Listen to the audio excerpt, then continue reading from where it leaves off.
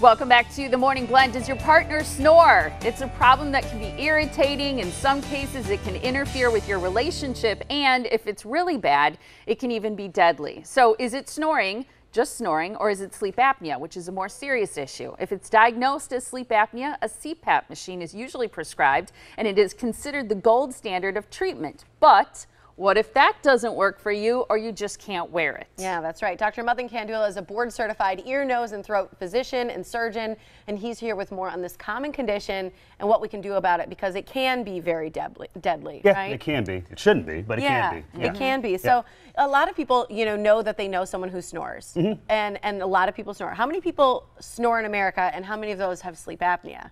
Almost half of Americans snore regularly, so more than 4 times a week.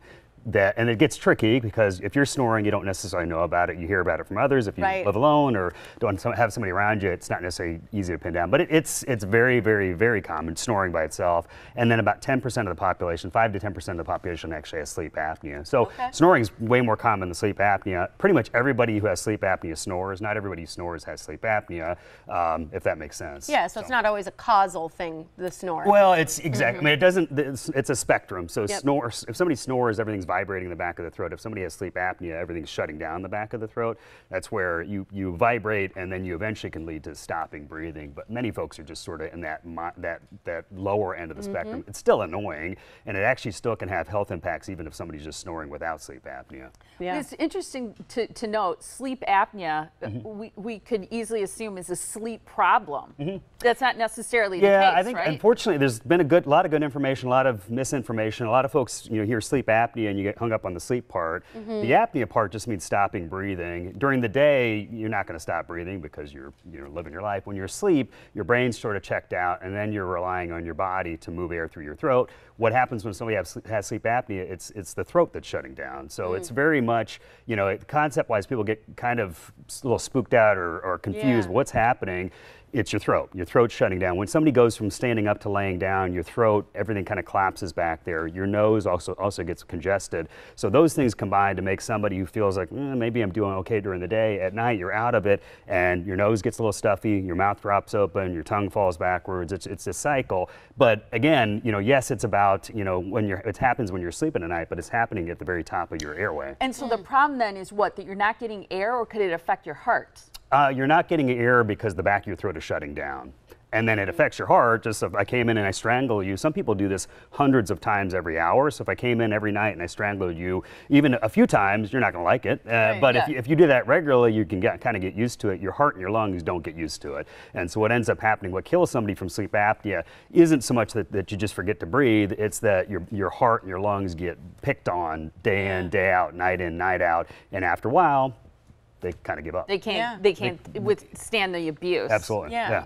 So what do you guys do at Advent that's different in diagnosing it? Because a lot of people are just afraid to go through a sleep test or a test in general. Well, I think part of it is just sort of taking down the barriers towards figuring it out. And really it's starting from that very, very simple concept. We're dealing with, it's an ENT issue. It's a nose and throat issue. That's where it's happening. And so that's what we're about. That's where we come from. So we're going to look at you. We're going to hear, well, first we're going to listen to you. Then we're going to look at you. We're going to see what's going on, why, what might be going on. And then sleep studies are easy nowadays. They're in your home. It's no big deal. If it seems appropriate to do a sleep study, well, let's do it. Let's get that information. Once we have that piece of information, we already know what you look like. We already kind of have we pretty much have a good idea what that sleep study is likely to show us. Once we have that piece of information, then we can lock in on a treatment. And there are many different treatment options out there. CPAP is one. So CPAP is a machine that you can wear when you're sleeping at night. It's just pushing air in the back of your throat.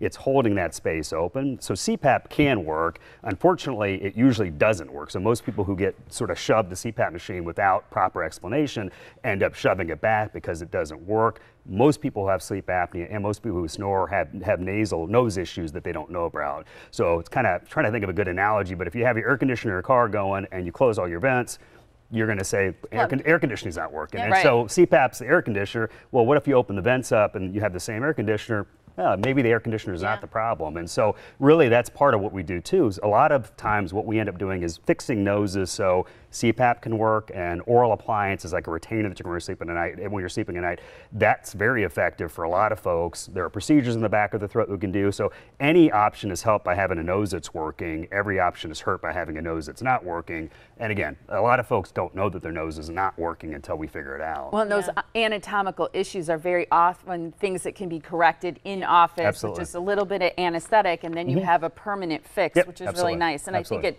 that approach to it echoes exactly what you do at Advent. So it's a good thing to get it checked out. Sleep studies have become so much easier. Do you know someone in your life who's snoring? Do you have problems with snoring? You can contact Advent. They have 2 locations, one on North Mayfair Road in Wauwatosa. The other is on North Port Washington Road in Mequon. You can call them now. The phone number is 414-771-6780, or you can go to advent.md. Great to see you. Great to be here. Thank you. Thank you.